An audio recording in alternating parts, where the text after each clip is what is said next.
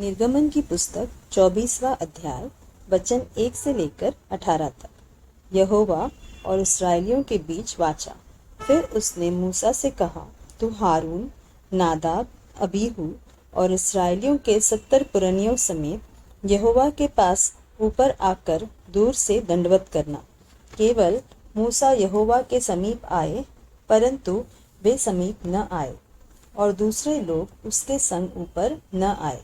मूसा ने लोगों के पास जाकर यहोवा की सब बातें और सब नियम सुना दिए। तब सब लोग एक स्वर में बोल उठे, जितनी बातें यहोवा ने कही है उन सब बातों को हम मानेंगे।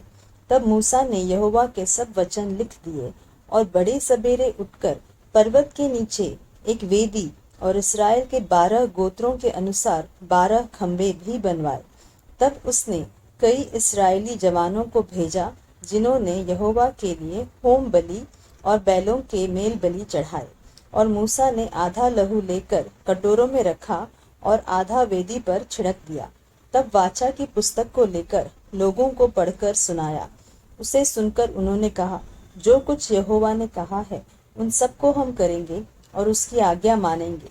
तब मूसा ने लहू लेकर लोगों पर छिड़क दिया और उनसे कहा, देखो, यह उस वाचा का लहू है जिसे यहोवा ने इन सब वचनों पर तुम्हारे साथ बांधी है।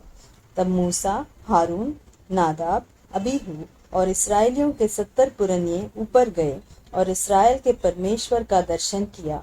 और उसके चरणों तले नील मणि का चबूतरा सा कुछ था, जो आकाश के तुल्य ही स्वच्छ था। और उसने इस्राएलियों के प्रधानों पर हाथ न बढ़ाया। तब उन्होंने परमेश्वर का दर्शन किया और खाया पिया। मूसा सीनै पर्वत पर। तब यहोवा ने मूसा से कहा, पहाड़ पर मेरे पास चढ़ आ और वहीं रह, और मैं तुझे पत्थर की पटियाएं और अपनी लिखी हुई व्यवस्था और आज्ञा दूंगा कि तू उनको सिखाए। तब मूसा यहोशू नामक अपने सेवक समेत परमेश्वर के पर्वत पर चढ़ आया और पुरनियों से वह यह कह गया, जब तक हम तुम्हारे पास फिर न आए तब तक तुम यहाँ हमारी बाट जोते रहो।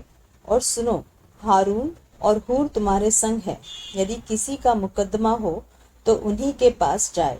तब मूसा पर्वत पर चढ़ आया और बादल ने पर्वत को छा लिया। तब यहोवा के तेज ने सीनै पर्वत पर निवास किया और वह बादल उस पर 6 दिन तक छाया रहा। और 7वें दिन उसने मूसा को बादल के बीच में से पुकारा। इस्राएलियों की दृष्टि में यहोवा का तेज पर्वत की चोटी पर प्रचंड आग के समान दिखाई पड़ता था। तब मूसा बादल के बीच में प्रवेश करके पर्वत पर चढ़ गया और मूसा पर्वत पर 40 दिन और 40 रात रहा।